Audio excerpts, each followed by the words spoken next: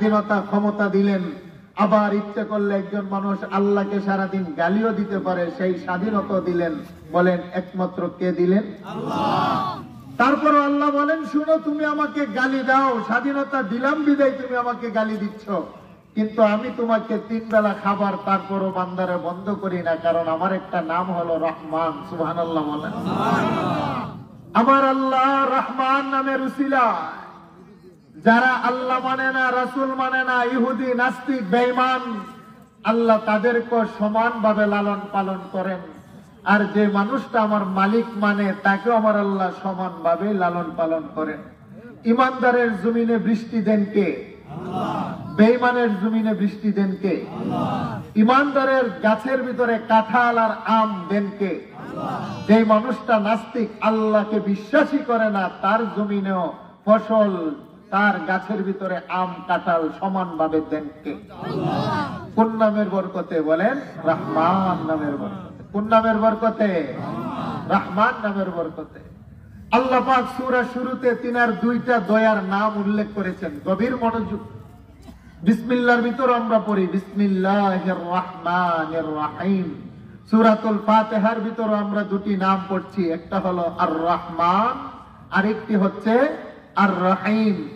আল্লাহ পাক এখানে 2টা অর্থ ব্যবহার করলেন, 2টি শব্দ। রহমান নামের অর্থ দয়ালু, রহিম নামের অর্থ হলো দয়ালু। তবে মুফাসসিরিনে কেরাম উল্লেখ করেছেন, রহমানের দয়াটা শুধু দুনিয়াতে আল্লাহ সকলের জন্য দেখাবেন, আর রহিম নামক এই যে দয়া মায়া, এটা দুনিয়াতে প্রকাশ করবেন না। হাসরের ময়দানে আমার নবীর গুনাহগার উম্মত যেদিন ধরা পড়ে যাবে কঠিন আল্লাহর আদালতে, সেই দিন আমার মালিক রহিম নামক দয়া মায়া দ্বারা গুনাহগার বান্দাকে পার করে দিবেন। সুবহানাল্লাহ। সেই জন্য যারা আল্লাহকে মানে অথবা মানে না, তাদের জন্য আমার আল্লাহর কোন নাম? বলেন রহমান। আল্লাহ বলেন আর রহমান। আর রহমানুদ দুনিয়া, আমার আল্লাহ গোটা জগৎ মানুষগুলার জন্য তিনি হলেন রহমান। যে মানুষটা আমার আল্লাহকে মানে, যে মানুষটা আমার আল্লাহকে মানে না, যে মানুষটা নবী মানে, যে মানুষ আমার রাসূলকেও মানে না, আল্লাহ বলেন গোটা জগৎবাসীর জন্য আমি আল্লাহ হলাম রহমান। আরে তোমার হাতের ভিতরে আমি আল্লাহ ধরার ক্ষমতা দিলাম, তোমার জবানের ভিতরে আমি আল্লাহ বলার ক্ষমতা দিলাম, তোমাকে আমি আল্লাহ চিন্তা গবেষণার ক্ষমতা দিলাম, তোমাকে আমি আল্লাহ উন্মুক্ত বাতাসে বিচরণ করার ক্ষমতা দিলাম। আল্লাহ বলেন একটা নামের বরকতে, সেই নামটা হলো রহমান। আমি যদি দয়ালু না হতাম তাহলে দুনিয়ার কোন বেঈমান কাফেরকে আমি মালিক 1 গ্লাস পানিও পান করাতাম না। বলেন ঠিক না বেঠিক? আল্লাহ বলেন যে মানুষটা আমাকে ভালোবাসে, সেই মানুষকে আমি আল্লাহ তার জমিনের মধ্যে বৃষ্টি দেই, তার গাছের মধ্যে আমি আল্লাহ ফল দেই, ফুল দেই। যে মানুষটা আমাকে মানে না, গালি দেয়, আমাকে ছাড়া অন্যের কদমের ভিতরে সেজদা দেই, বেঈমান, আল্লাহ বলেন নবী আপনি জানিয়ে দেন ওই মানুষটার জন্য আমি আল্লাহ হলাম রহমান। আমি রহমান বিদায় তোমার হাজারো পাপ করার পরও আমি আল্লাহ প্রকাশ করি না। তুমি এমন পাপ করো, তোমার পাপের খবর মা জানলে মা সমাজে মুখ দেখাতে পারবে না। তুমি বান্দা এমন কিছু পাপ করো যে পাপের খবর বাবা জানলে বাবা সমাজে মুখ দেখাতে পারবে না। তুমি এমন কিছু পাপ করো যে পাপের খবর সমাজের মানুষ জানলে সমাজের চেহারা তুলে তাকাতে পারবে না। তারপরও আমি রহমান, আমার রহিম নামক দয়া মায়া দ্বারা তোমার পাপ গুলাকে আমি আল্লাহ লুকিয়ে রাখি। বান্দারে পাপ গুলাকে লুকিয়ে রেখে আমি আল্লাহ তোমার ইজ্জতের হেফাজত করি, নাম হলো রহমান। আল্লাহু আকবার বলেন। আর এই সন্তানকে মা জন্ম দিয়ে ভালোবাসা দেহের রক্ত খাওয়াইয়া, তারপরও সন্তান যদি নাফরমানি করে, মা রাগ হয়ে বলে তুই আমার ছেলে না, বাড়ি থেকে বের হয়ে যা। আব্বা নিজের যৌবনকে পানি বানাই অন্যের জমিনে কামলা দিয়ে সন্তানকে লালন পালন করে। তারপরও সন্তান যদি বাবার সাথে অপরাধ করে, বাবা রাগ হয়ে বলে ত্যায্যপুত্র করলাম, বাড়ি থেকে বের হয়ে যা। স্ত্রী যদি কোনো অপরাধ করে, স্বামী বলে 3 তালাক দিলাম, বাবার বাড়িতে চলে যাও, তুমি আমার বিবি না। স্বামী যদি অপরাধ করে, স্ত্রীর স্বার্থে আঘাত করলে অন্য পুরুষের হাত ধরে পালিয়ে যায়। ঘটনা আছে না নাই? নেতা নেত্রীর স্বার্থে আঘাত করলে তারাও দল থেকে বের করে দেয়। সমাজের স্বার্থে আঘাত করলে সমাজ থেকে বের করে দেয়। রাষ্ট্রের সাথে অপরাধ করলে রাষ্ট্রদ্রোহিতা মামলা দিয়ে রাষ্ট্র থেকে বের করে দেয়। আল্লাহ বলেন, বান্দা আমার একটা নাম হলো রহমান। সকালবেলা পাপ করো, আমি মালিক বড় রাগ হয়, গুসা হয়, তারপরও জমিন থেকে তোমাকে বের করি না। তুমি রাত্রের বেলা পাপ করো, দুনিয়ার কেউ দেখে না, আমি আল্লাহ কিন্তু দেখি জানি। তারপরও সকালবেলা তোমার খাবার বন্ধ করি না। তুমি গভীর রজনীতে দরজা বন্ধ করে পাপ করো। তুমি তো মনে করো মা দেখে না, বাবা দেখে না, বন্ধু দেখে না, সমাজ দেখে না, আমি গভীর রজনীতে পাপে লিপ্ত। আল্লাহ বলেন, বান্দারে দুনিয়ার কেউ যদি নাও দেখে, একজন দেখে, তিনি কে? আল্লাহ বলেন, গোলাম তোমার পাপগুলো দেখে আমি মালিক বড় কষ্ট পাই, রাগ পাই। তারপরও তোমাকে একবেলা খাবার আমি আল্লাহ বন্ধ করি না। কারণ কি জানোনি? আমার নাম হলো রহমান। রহমান নামের উসিলায় গুনাহ করার পরও তোমার গুনাহটাকে ডেকে রেখে তোমাকে 3 বেলার খাবার আমি আল্লাহ পৌঁছাই। আল্লাহু আকবার বলেন। ওয়া আনজালনা মিনাস সামাই মাআ।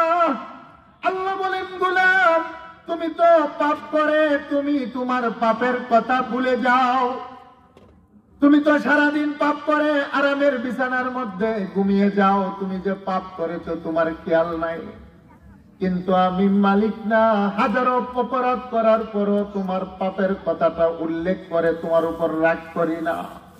আমি আমার রহমান নামের চাদর দিয়া সবগুলোকে ডেকে রেখে সকালবেলা কি খাবে তোমার রিজিকের ব্যবস্থা করি। সুবহানাল্লাহ।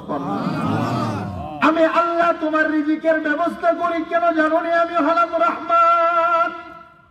আরে মা তাড়িয়ে দিলে বাবার কোলে আশ্রয় পাওয়া যায়, বাবা তাড়িয়ে দিলে মার কোলে আশ্রয় পাওয়া যায়। আম্মা আব্বা রাগ হয়ে বাচ্চাটাকে বের করে দিলে সমাজের কোলে আশ্রয় পাওয়া যায়। সমাজ তাড়িয়ে দিলে রাষ্ট্রের কোলে আশ্রয় পাওয়া যায়। রাষ্ট্র তাড়িয়ে দিলে ভিন্ন রাষ্ট্রে আশ্রয় পাওয়া যায়। আল্লাহ বলেন, তুমি যে পরিমাণ পাপ করো, গুনাহ করো, নাফরমানি করো, তোমার হাতে গুনাহ, জবানে গুনাহ, কলবে গুনাহ, কানে গুনাহ, তোমার দেহের অঙ্গ প্রত্যঙ্গে গুনাহ গুনাহ গুনাহ। বান্দারে তোমার পাপের কারণে রাগ হয়ে আমি আল্লাহ যদি তোমাকে ধাক্কা দিয়ে তাড়িয়ে দেই, কোথায় যাবে বলো না? 7টা আকাশের মালিক আমি আল্লাহ, 7টা জমিনের মালিক আমি আল্লাহ, যাওয়ার কোথাও জায়গা নাই। আল্লাহু আকবার বলেন। সেই জন্য আমি আল্লাহ তোমাকে নিঃস্বার্থ ভাবে ভালোবাসি। তুমি তো মালিক চিনো নাই, রহমান চিনো নাই, তুমি তো তোমার প্রভু মালিক আল্লাহকে চিনো নাই। তুমি হাজারো পাপ করার পরও তোমার উপরে গুসা হয়ে তোমার জন্য দরজা বন্ধ করি না, খাবার বন্ধ করি না। বান্দারে বড় মায়া ভালোবাসা দিয়া না তোমারে বানাইলাম। আমি আল্লাহ তোমার রিজিকের দায়িত্ব আমি আল্লাহর হাতে নিলাম। তুমি পাপ করে ঘুমিয়ে যাও আরামের বিছানায়, কিন্তু মালিক ঘুমায় না। লা তাখুযুহু সিনাতুন ওয়ালা নাওম। আমি মালিক কিন্তু ঘুমাই না। সকাল বেলা ঘুম থেকে উঠে কি খাবে সেটার ব্যবস্থা করি। সুবহানাল্লাহ। তুমি সকাল বেলা উঠে কি খাবে, আমি মালিক ঘুমাই না, তোমার খাবারের ব্যবস্থা করি। শুধু তুমি না, আমি রহমানের যত বেওয়ারিশ কুকুর আছে পৃথিবীতে, যত বেওয়ারিশ কুকুর আছে, প্রত্যেকটা কুকুরকে আমি আল্লাহ 3 বেলা পেট পুরিয়ে খানা খাওয়াই। একটা বেওয়ারিশ কুকুরও অনাহারে সে ঘুমাতে যায় না রে। আকাশের মধ্যে কোটি কোটি পাখি আছে, তাদের কোনো নির্দিষ্ট জমি নাই, ব্যাংক নাই, ব্যালেন্স নাই। সকালবেলা পাখিগুলো অনাহারে পেটে ক্ষুধার্ত নিয়ে 2টা ডানা মেলে উঠতে আরম্ভ করে। আল্লাহ বলেন, সন্ধ্যাবেলা পাখিগুলোর পেট পূর্ণ করে ঠোঁটের মধ্যে খাবার দিয়ে আপন বাসাতে পৌঁছায়। সাগর মহাসাগরের মধ্যে বড় বড় তিমি মাছ আছে। এক একটা মাছ টনকে টন চিংড়ি মাছ খাই। পৃথিবীর কোন রাজা মহারাজা তিমি মাছ পালা সম্ভব নয়। আল্লাহ বলেন, আমি কত বড় রাজ্জাক, আমি কত বড় পাল্লেওয়ালা, সাগর মহাসাগরের প্রত্যেকটা বড় বড় মাছ একটা বেলা অনাহারে থাকে না রে। জঙ্গলের ভিতরে বড় বড় বাঘ আর ভাল্লুক যেগুলো তরতাজা প্রাণী খায়, মৃত প্রাণী খায় না। আল্লাহ বলেন জঙ্গলে একটা হিংস্র জানোয়ারও এক বেলা উপবাসে থাকে না। বান্দা তুই তো পাপ করলি, এটা তোর সাথে আমার সাথে মুআমেলা। আমি আল্লাহ জঙ্গলের একটা বাঘ বেওয়ারিশ কুকুরকে ক্ষুধার্ত রাখি না। তুই আমার মায়ের বান্দা, তোমাকে ক্ষুধার্ত রাখবো। আমি মালিকের বড় কষ্ট হয়, কারণ মালিক তোমাকে ভালোবাসি। কিন্তু তুমি তো মালিক চিনো নাই, তুমি না চিনে হাজারো কষ্ট আমাকে দাও। তারপর আমি আল্লাহ তোমার এক বেলা খাবার বন্ধ করি না, কারণ কি জানোনি আমার নাম হলো রহমান। আল্লাহু আকবার বলেন। আমি কিভাবে তোমার খাবার বানাই জানোনি? وأنزلنا من السماء ماء। আল্লাহ বলেন বান্দারে, আকাশ থেকে আমি আল্লাহ বৃষ্টির পানি বর্ষণ করি। আমার আল্লাহ সাগর মহাসাগর থেকে পানিগুলাকে বাষ্প আকারে আকাশে উঠান। পানিগুলাকে উঠিয়ে আমার আল্লাহ মেঘমালা তৈরি করেন বাতাসের মাধ্যমে। যেখানে বৃষ্টির প্রয়োজন আল্লাহ নিয়ে যান, সেখান থেকে আমার আল্লাহ রেজা রেজা জাররা জাররা করে বৃষ্টির পানি জমিনে বর্ষণ করেন। আল্লাহ বলেন বৃষ্টির পানি জমিনে বর্ষণ করার কারণে জমিন চুষে খায়, জমিনে উর্বরতা হয়। এরে গুলাম, তুমি বিকাল বেলা ছোট্ট একটা ভুট্টার দানা, গমের দানা, ছোট্ট একটা সরিষার দানা মাটিতে পুঁতে রেখে বাড়িতে ঘুমিয়ে যাও। যে দানাটার ভিতরে কোনো জীবন নাই, পাতা নাই, রূহ নাই, আত্মা নাই। শুকনা একটা ভুট্টার দানা, যেই দানার ভিতরে কোনো পাতা নাই, জীবন নাই, ফুল নাই, ফল নাই, কলি নাই, রং নাই, গ্রান নাই, কিছু নাই। ছোট্ট একটা দানা মাটিতে ফেলে তুমি আপন বাড়িতে এসে ঘুমিয়ে যাও। আমি রহমান না, ঘুমাই না, কোটি কোটি নূরের ফেরেশতা তোমার দানাটার কাছে পাঠাই। সুবহানাল্লাহ বলেন। তুমি চিনো আমি তোমার কেমন মালিক? তুমি তো মালিক চিনো নাই, তুমি তো নাফরমানি করো, তুমি তো তোমার মালিক চিনো নাই। বন্ধুকে আজকে বড় আপন বানাইলাম, বন্ধু চিনলাম। আমি সুন্দরী নারীর মর্যাদা বুঝে তার পিছনে ঘুরে তাকে বিবাহ করে জীবনের সাথী বানাইলাম। টাকা পয়সা, ব্যাংক ব্যালেন্স, ক্ষমতা, চেয়ার সবকিছু চিনলাম, সেটার পিছনে ঘুরে সেটাকে আপন বানাইলাম। আল্লাহ বলেন গোলামরা, আমি তোমার কেমন মালিক? আমাকে তো আপন বানাতে পারো নাই। আল্লাহু আকবার বলেন। মাটির একটা স্বভাব হলো, মাটির ভিতরে লোহা পড়লে লোহাটাকেও ধীরে ধীরে খেয়ে নেয়। মাটির একটা স্বভাব আছে, মানুষকে মাটির ভিতরে দাফন করলে মানুষের দেহের হাড্ডিটা পর্যন্ত মাটি খেয়ে নেয়। আল্লাহ বলেন তুমি ছোট্ট একটা দানা মাটিতে যখন ফেলে দিয়ে চলে আসো, আমি আল্লাহ মাটিকে দুর্বল দানাটা খেতে দেই না। আল্লাহু আকবার বলেন। আমি কি করি জানুনি? সকালবেলা ছোট্ট দানা থেকে দুইটা সবুজ পাতা দিয়ে একটা গাছ জন্মায়। আল্লাহু আকবার বলেন। যে দানার ভিতরে কোনো গাছ ছিল না, পাতা ছিল না, শুকনো একটা দানা, সেই দানার ভিতরে আমি আল্লাহ তার মুখ চিরে দুইটা সবুজ পাতা দিয়ে একটা কাণ্ড করে একটা গাছ বানাই। গাছের ভিতরে আমি আল্লাহ ঢাল বানাই, ডালের ভিতরে শাখা বানাই, শাখার ভিতরে প্রশাখা বানাই, প্রশাখার ভিতরে আমি আল্লাহ ফুল বানাই, ফুলের ভিতরে কলি বানাই, কুলির ভিতরে ফল বানাই, ফলের ভিতরে কালার দেওয়ার জন্য, পাকানোর জন্য পূর্ণিমার চাঁদের ব্যবহার করি।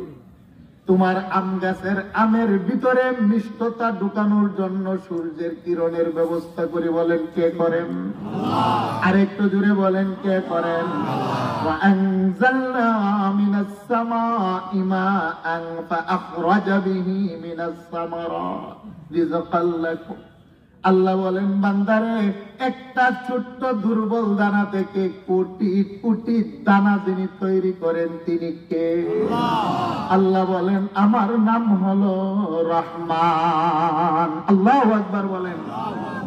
তবে শোনো, তোমাকে বানিয়ে আমি আল্লাহ স্বাধীনতা দিলাম, তোমার রিজিকের দায়িত্ব আমি আল্লাহর হাতে নিলাম। তুমি আমাকে গালি দাও, তারপরও তোমার রিজিক পৌঁছাবো বন্ধ করব না।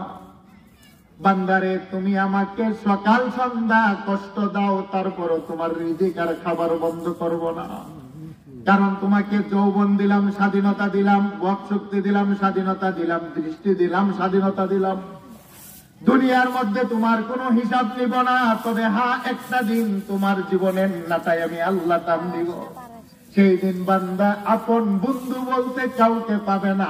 সেই দিন আমি আল্লাহ হব বাদশার বাদশা, তুমি হবে আসামি। কথাটা কার? আরেকটু জুড়ে বলেন কথাটা কার? আল্লাহ বলেন বান্দা তুমি হাজারো পাপ করো, তারপরও তোমার খাবার বন্ধ হয় না। তুমি এই কথা মনে করবা না যে আমার মালিক তো আমার বিচার করেন না। সমাজে যারা সুদ খায় ঘুষ খায় দেখা যায় তাদের অবস্থা আরো ভালো। আল্লাহ বলেন এটা মনে করার কোনো কারণ নাই। বান্দারে তোমাকে স্বাধীনতা দিলাম, তোমাকে আমি আল্লাহ ছেড়ে দিলাম। দুনিয়া হলো কর্মের জায়গা, বিচারের জায়গা নয়। দুনিয়ার ভিতরে তোমার বিচার করব না, তবে যেদিন বিচার করব সেদিন আমি আল্লাহ হব স্বাধীন। আল্লাহ আমার দ্বারা বড় মজবুত ধরে। পৃথিবীর বড় বড় রাজা মহারাজাদেরকে আমার আল্লাহ ছাড় দিয়েছিলেন, ধরেন নাই 400 বছর। নমরুদকে আমার আল্লাহ সমগ্র পৃথিবীর রাজত্ব দিয়েছিলেন, আমার আল্লাহ সহজে ধরেন নাই। তবে যেদিন ধরলেন ল্যাংরা মশা দিয়ে আমার আল্লাহ ছাড় দেয় নাই। বলেন ঠিক না বেটি? ফেরাউনকে আমার আল্লাহ মিশরের রাজত্ব দিয়েছিলেন 400 বছর। 400 বছরের ভিতরে ফেরাউনের কোনোদিন জ্বর উঠে নাই, সর্দি হয় নাই, তার কোনোদিন কাশিও হয় নাই। ফেরাউন মনে করেছে আমার আল্লাহ আমাকে স্বাধীনতা দিয়েছেন, মনে হয় ধরবে না। আল্লাহ বলেন ইন্না বাতশা রাব্বিকা লাশাদীদ। আমি আল্লাহ ছাড় দেই, ছেড়ে দেই না। যেদিন ধরি আমি আল্লাহ নমরুদ ফেরাউনকে ছাড়ি না। আমার আল্লাহ 400 বছর রাজত্ব দেওয়ার পরও নীল দরিয়ার ভিতরে আমার আল্লাহ চুবিয়ে মারলেন। কে করলেন? জুড়ে বলেন। আর একটু জুড়ে বলেন কে করলেন? আল্লাহ বলেন আনার রহমান। রহমান নামক দয়া মায়া দিয়া দুনিয়ার সকলকে লালন পালন করে। হেরে বান্দা তোমার উপরে আমি আল্লাহ কত বড় দয়া মায়া করেছি তুমি জানোনি? তোমার মা যেদিন তোমাকে জন্ম দিয়েছিল আমি আল্লাহ ইচ্ছে করলে তোমাকে বুবা বানাতে পারতাম, কিন্তু বুবা বানাই নাই। তোমাকে অন্ধ বানাতে পারতাম, কিন্তু আমি আল্লাহ অন্ধ বানাই নাই। তোমাকে আমি আল্লাহ পঙ্গু বানাতে পারতাম, তোমাকে বানাই নাই। কারণ তোমার মা যেদিন জন্ম দিয়েছিল তোমার হাত ছিল বটে, ধরার ক্ষমতা ছিল না। বলেন কে দিলেন? তোমার মা যেদিন জন্ম দিয়েছিল তোমার পা ছিল, হাঁটার ক্ষমতা ছিল না, আমি রহমান তোমাকে দিলাম। তোমার জবান ছিল, কথা বলার ক্ষমতা ছিল না, কুচি জবানের ভিতরে কথা বলার ক্ষমতা আমি রহমানই দিলাম। তোমার দেমাগ ছিল, চিন্তা গবেষণার ক্ষমতা ছিল না, আমি রহমানই তোমাকে চিন্তা গবেষণার ক্ষমতা দিলাম। তোমার দেহের ভিতরে কোনো যৌবন শক্তি ছিল না, আমি আল্লাহ তোমার দেহের ভিতরে যৌবন শক্তি দিলাম। বলেন কে দিলেন? আর একটু জোরে বলেন কে দিলেন? তোমাকে আবার আমার দেওয়া জবান পাওয়ার পরে তুমি জবান দিয়া বান্দারে তোমার মারে ডাকো, মার কলিজা ঠান্ডা হয়। আমার দেওয়া জবান দিয়ে তুমি আব্বাকে ডাকো, আব্বার কলিজা ঠান্ডা হয়। আমার দেওয়া জবান দিয়ে বন্ধুকে ডাকো, বন্ধু বড় খুশি হয়। কিন্তু আমি না তোমার রহমান, জবানও দিলাম আমি আল্লাহ, জবানে ভাষাও শিখাইলাম আমি আল্লাহ। তারপরও গোলাম তুমি তোমার রহমান চিনো নাই। কথাটা কার? আর একটু জোরে বলেন কথাটা কার? তারপরও তোমাকে আমি আল্লাহ ছেড়ে দিলাম রহমান নামের খাতিরে। তবে শুনো আমার আরেকটা নাম হলো রহিম, আর রহিমুল আখিরা। তবে আমার আরেকটা নাম দয়া মায়া, এটা দুনিয়াতে প্রকাশ করব না। এটার প্রেম ভালোবাসা জমা করে রাখলাম ইমানওয়ালা গুনাহগারের জন্য। সুবহানাল্লাহ বলেন। দুনিয়ার মধ্যে নামাজি বেনামাজি এক পাতিলায় খাবার খাবে, আল্লাহ বলেন বাধা দেব না। সুদখোর ঘুষখোর এক সমাজে বসবাস করবে, আল্লাহ বলেন সমাজ থেকে বের করব না। রোজাদার বেরোজগার একই সমাজে বসবাস করবে, আল্লাহ বলেন তোমাকে সমাজ থেকে বের করব না। যে মানুষটা ফজরের নামাজে সেজদা দেয়, যে মানুষটা জীবনে একবার মালিককে ডাকে না, আল্লাহ বলেন সমাজ থেকে বের করব না। যে সমস্ত মা বোনেরা পর্দা মানে অথবা যারা পর্দা মানে না, যে সমস্ত নারী তার নারীত্ব সতীত্ব মাতৃত্বকে হেফাজত করে চলে অথবা যারা হেফাজত করে না, আল্লাহ বলে রহমান নামের উসিলায় দুনিয়াতে সকলকে সমানভাবে লালন পালন করি, দুনিয়ার মধ্যে কাউকে আমি বের করব না।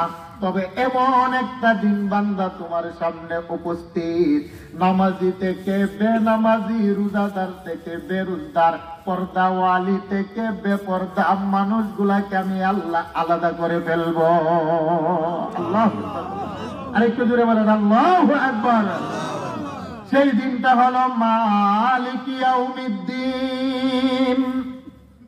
আল্লাহ বলেন যেই দিন আমি আল্লাহ হব বিচারক, তোমরা হবে আসামি। হাসরের ময়দানে সাদা মানুষগুলাকে কালো মানুষ থেকে আমি আল্লাহ আলাদা করব। সাদা মানুষ বলতে এইটাই বোঝানো যারা সৎ চরিত্রবান, যারা নীতিবান চরিত্রবান, ভালো মানুষ নেই পরায়ণ মানুষ। আল্লাহ বলেন তাদেরকে আমি আল্লাহ পৃথক করব সমাজের দুশ্চরিত্র মানুষ থেকে। কথাটা কার? আর একটু জুড়ে বলেন কথাটা কার? আজকে ভালো মন্দ সকলেই বাবা এক সমাজে আমাদের বসবাস, বলেন আছে না নাই? ভালো মন্দ মানুষ একই পাতিলার খাবার খায়, ভালো মানুষ মন্দ মানুষ একই মসজিদে নামাজ পড়ি, ভালো মন্দ মানুষ একই সমাজে বসবাস করি। আল্লাহ পাক রহমান নামের উসিলায় সকলকে সমানভাবে লালন পালন করেন, দুনিয়ার মধ্যে কোনো বিভেদ করেন না। আল্লাহ বলেন বান্দারে যেদিন আমি আল্লাহ হব বিচারক, সেদিন আমার আল্লাহ তিনার আসনের মধ্যে বসে একটা ঘোষণা দিবেন, আমতাজুল ইয়াউমা আইয়ুহাল মুজরিমুন, এ পাপী নারী, সচ্চরিত্র নারী থেকে পৃথক হয়ে যাও। হে পাপী বান্দা, নেককার বান্দা থেকে আজকের দিনে তুমি আলাদা হয়ে যাও। ঘোষণাটা কার? আর একটু জুড়ে বলেন ঘোষণাটা কার? হে আমার গাইবান্দার যুবক বন্ধু, গভীর মনোযোগ। যেই যুবকটা যৌবন বয়সে তার যৌবনকে হেফাজত করে, যেই যুবক তার যৌবন বয়সে তার যৌবনের পাগলা গোড়ার লাগাম টেনে ধরে, যে সমস্ত যুবকেরা যৌবনের চাহিদা থাকা সত্ত্বেও জেনা ব্যভিচারে লিপ্ত হয় না, ইয়াবাতে লিপ্ত হয় না, ফেন্সিডিলে লিপ্ত হয় না, তাসের আড্ডা খানা যায় না, কোন সুন্দরী নারী ডাকার পর সে বলে ফাকালা ইন্নী আখাফুল্লাহ, হে আমার বোন, আমার দেহের ভিতরে যৌবন আছে, চাহিদা আছে, ধরতে মনে চাই, কাছে যেতে মনে চায়, তারপর আমি মালিকের বয়ে না না পাপের মধ্যে লিপ্ত হতে পারবো না। সমাজের একটা যুবক যদি কোনো একটা যুবতী নারীকে অবৈধ প্রস্তাব দেয়, তখন যুবতী নারীটা বলে না না, আমি আমার আল্লাহর বয়ে জেনা ব্যভিচার অসামাজিক কাজের মধ্যে যেতে পারবো না। যে সমস্ত নারী পুরুষ অসামাজিক কাজ থেকে নিজেকে হেফাজতে রাখবেন, আল্লাহ বলেন বান্দা সেদিন তোমাকে সমাজের নাফরমানি যুবক গুলা থেকে পৃথক করব, তোমাকে দান করাবো ডানপন্থী, তোমার ইমাম হবে মুহাম্মাদুর রাসূলুল্লাহ। তোমার জন্য আমি আল্লাহ বানাইলাম মিনাজ যাহাবি ওয়াল ফিদ্দা, স্বর্ণ দিয়ে 8টি বাড়ি। সুবহানাল্লাহ বলেন। আমার আল্লাহ যাদেরকে ডান পাশে দাঁড় করাবেন তাদের জন্য আমার আল্লাহ 8টি জান্নাতের বাড়ি বানাইলেন। দারুস সালাম, দারুল করার, জান্নাতুল খুল, জান্নাতুন নাঈম, জান্নাতুল আদন, জান্নাতুল মাওয়া, জান্নাতুল ফিরদাউস। আর যাদেরকে আমার আল্লাহ বাম পাশে দাঁড় করাবেন না ফরমান, তাদের জন্য বানাইলেন 7টি বাড়ি জাহান্নামের আসামি। কথাটা কার? আল্লাহ। আর একটু জোরে বলেন কথাটা কার? আল্লাহ বলেন বান্দা মালিক ইয়াউমিদ্দিন, ওই দিনের একমাত্র বিচারক কে? আর একটু জুড়ে বলেন আমার আল্লাহ যেদিন তিনার আদালত কায়েম করবেন, আমার আল্লাহ ইসরাফিলকে প্রথমে বলবেন, ইসরাফিল তুমি সিংহের মধ্যে ফুৎকার লাগাও, দুনিয়াটাকে আমি আল্লাহ ধ্বংস করব। দুনিয়ার মানুষের মরণ হবে, মরণ হবে, মরণ। আল্লাহ বলেন শুধু মানুষের মরণ হবে না, ফেরেশতাদেরও মরণ হবে, জিন্নাতেরও মরণ হবে, আকাশেরও মরণ হবে, জমিনেরও মরণ হবে, গর্তের পিঁপড়াটারও মরণ হবে, সাগর মহাসাগরের তলদেশে কোটি কোটি প্রাণী আছে, আল্লাহ বলেন তাদেরও মরণ হবে। কুল্লু মান আলাইহা ফান ওয়া ইয়াবকা ওয়াজহু রাব্বিকা যুল জালালি ওয়াল ইকরাম। আল্লাহ বলেন একমাত্র মরণ নাই আমার হাইয়ুল লা ইয়ামুত, হে দুনিয়ার মানুষ শুনো, আমি আল্লাহর মরণ নাই, লয় নাই, ক্ষয় নাই, আমি চিরঞ্জীব। আমি ছাড়া পৃথিবীতে যা আছে রে সবকিছুর একদিন মরণ হবে, ধ্বংস হবে। কথাটা কার? এবার আমার আল্লাহ বলবেন, ইসরাফিল, আমি আল্লাহ আকাশ রাখবো না, জমিন রাখবো না, মানুষ রাখবো না, ধ্বংস করবা। তুমি একটা সিংহার মধ্যে ফুৎকার দাও। ইসরাফিল সিংহা মুখের মধ্যে লাগিয়ে শুধু একটা বার ফুৎকার দিবেন। সিংহার আওয়াজটা যখন একজন দুগ্ধভক্তি মায়ের কানের মধ্যে পৌঁছে যাবে, আল্লাহ বলেন কি অবস্থা হবে শুনো। ইয়াউমা তারাউনাহা তাযহালু কুল্লু মুরদিআতিন আম্মা আরদাআত। আল্লাহ বলেন, একজন মা, যেই মা তার বাচ্চাকে দুধ পান করায়, দুগ্ধভুক্ত নারী, সেই নারীর কানে যখন ইসরাফিলের আওয়াজ পৌঁছে যাবে, একজন দুগ্ধভক্তি মা তার দুধের বাচ্চার কথাটা সেদিন ভুলে যাবে। আল্লাহু আকবার বলেন। ওয়াতাদাউ কুল্লু যাতিন হামলিন হামলাহা। আল্লাহ বলেন, একজন গর্ভবতী নারী, যেই নারীর পেটের ভিতরে 3 মাসের, 4 মাসের, 5 মাসের বাচ্চা থাকবে রে। শুধু মানুষ নয়, একটা বিড়াল সেও বাচ্চা পেটে ধারণ করে, কুকুর সেও পেটের ভিতরে বাচ্চা ধারণ করে, একটা মহিষ বলেন, গরু বলেন, জঙ্গলার একটা হিংস্র প্রাণী বলেন, তারাও সরাসরি বাচ্চা পেটে ধারণ করে। আল্লাহ বলেন, ওয়াতাদাউ কুল্লু যাতিন হামলিন হামলাহা।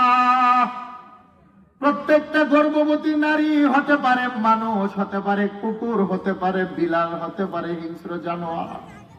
যেই গর্ভবতী মায়ের পেটের ভিতরে সেদিন বাচ্চা থাকবে, ইসরাফিলের সিংহার আওয়াজ যখন নারী জাতের কানের মধ্যে পৌঁছে যাবে, আল্লাহ বলেন তার অজান্তেই পেটের বাচ্চাটা খালাস হয়ে যাবে। আল্লাহু আকবার বলেন। ওয়াতারান নাসা সুকারা। আল্লাহ বলেন, মানুষগুলা সেদিন মাতলামি করবে, পাগলামি করবে। মানুষ তো মাতলামি করে শরাব পান করার কারণে, তবে সেদিন মানুষগুলো শরাব পান করার কারণে মাতলামি করবে না। ওমা হুম বিসুকারা। মানুষগুলা সেদিন আবুল তাবুল বলবে, মাতলামি করবে, তবে শরাব পান করার কারণে নয়। আল্লাহ নিজেই জবাব দিলেন, ওয়ালাকিন্না আযাবাল্লাহি শাদীদ। মানুষগুলার সামনে আকাশগুলো গলে গলে যখন পড়তে আরম্ভ করবে, জমিনের পাহাড় গুলা যখন উঠতে আরম্ভ করবে, প্রত্যেকটা মানুষ তখন আল্লাহর আযাব দেখে সেদিন মাতলামি করবে আর বলতে থাকবে, ওয়াকালাল ইনসানু মালাহা। জমিন রে, তোমার কি হলো? কেন তুমি ফেটে গেলে? আকাশ রে, তোমার কি হলো? কেন ভেঙে গেলে?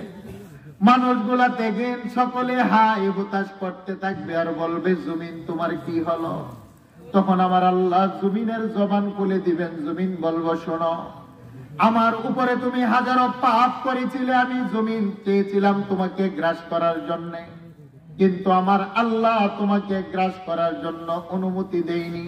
তোমার সমস্ত পাপ গুলাকে আমি রেকর্ড করে রেখেছিলাম। আজকে আল্লাহর আদেশে তোমার সমস্ত পাপ গুলাকে প্রকাশ করে দিচ্ছি। আল্লাহু আকবার বলেন।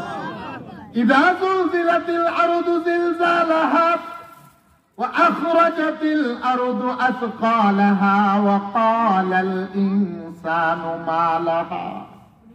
আল্লাহ বলেন, শুধু একটা কম্পন দিব, জমিনের মধ্যে শুধু একটা মাত্র নাড়াচাড়া দিব। জমিনের মধ্যে যখন একটা নাড়াচাড়া আমার আল্লাহ দিবেন, কম্পন সৃষ্টি হবে, সমস্ত জমিনটা ফেটে গিয়ে জমিনের পেট থেকে স্বর্ণের খনি, তেলের খনি, গ্যাসের খনি, সমস্ত খনিজ পদার্থ, মূল্যবান সম্পদ সবগুলো জমিন পেট থেকে বের করে দিবে। মানুষগুলো স্বর্ণের চাকার মতো লাথি মারবে আর বলবে, হে জমিন, এই সম্পদের জন্য ভাইয়ের গলায় বায়ে ছুরি চালিয়েছিলাম, এই সম্পদের জন্য বাবার গলায় ছুরি চালিয়েছিলাম, এই দুনিয়ার সম্পদের জন্য বন্ধু বন্ধুর সাথে আমি নাফরমানি করেছিলাম, এই দুনিয়ার সম্পদের জন্য মিথ্যাচার, রাহাজানি, টেন্ডারবাজি, জুলুম, অত্যাচার করেছিলাম। আজকে কি হলো? জমিন কেন তুমি স্বর্ণ খনিজ পদার্থগুলো বের করে দিলে? আল্লাহু আকবার বলেন। মানুষগুলা সেদিন স্বর্ণের চাকার মধ্যে লাঠি দিবে আর হাসরের ময়দানে মানুষগুলা দৌড়াতে আরম্ভ করবে। আল্লাহু আকবার বলেন না? আল্লাহ বলেন, মালিক ইয়াউমিদ্দিন। ওই দিনের বিচারক একমাত্র কে? আরেকটু জোরে বলেন। আমার আল্লাহ গোটা জমিনটাকে ধ্বংস করে ফেলবেন। পৃথিবীর কোন সাগর মহাসাগরের পানি থাকবে না, সমস্ত পানিগুলাকে আমার আল্লাহ সেদিন শুকিয়ে ফেলবেন। পৃথিবীর মধ্যে কোনো পাহাড় পর্বত থাকবে না, পুরাটা জমিনকে আমার আল্লাহ সেদিন সমতল বানাবেন। পৃথিবীর মধ্যে মানুষ লুকানোর মতো কোনো জায়গা পাবে না। فَإِذَا نُفِخَ فِي الصُّورِ نَفْخَةٌ وَاحِدَةٌ, আল্লাহ বলেন ইসরাফিল শুধুমাত্র একটা সিংহের মধ্যে ফুৎকার দিবেন, গোটা জগৎটাকে আমার আল্লাহ ভেঙে চুরমার করে ফেলবেন। আহমিলাতিল আরদু ওয়াল জিবালু ফাদুক্কাতা দাক্কাতাও ওয়াহিদা, যখন সিংহের আওয়াজটা আকাশের মধ্যে লাগবে আকাশটা ভেঙে যাবে, জমিনের মধ্যে লাগবে জমিনটা ভেঙে যাবে। আল্লাহ বলে ইয়াউমা তাকুনুস সামাউ কাল মুহলি, 7টি আকাশ গলিত ধাতুর নেই, গলে গলে বান্দাদের মাথার উপরে পড়তে আরম্ভ করবেন। মুফাসসিরিনে কেরাম লেখেন লোহা আগুনের ভিতরে দিলে তরল ভাবে যেমনি ভাবে গলে যায়। ইয়াউমা তাকুনুস সামাউ কাল মুহলি, 7টি আকাশের মধ্যে যখন ইসরাফিলের সিংহের আওয়াজের ধাক্কা লাগবে, প্রত্যেকটা আকাশ গলিত ধাতুর নেই, গলে গলে মানব জাতির মাথার উপরে পড়বে। আল্লাহু আকবার বলেন। ওয়াতাকুনুল জিবালু কাল ইহনি, আল্লাহ বলেন বড় বড় পাহাড়গুলো তার শিকড় সহ লাল বর্ণের তুলার মতো সেদিন আরম্ভ করবেন, উঠতে আরম্ভ করবেন।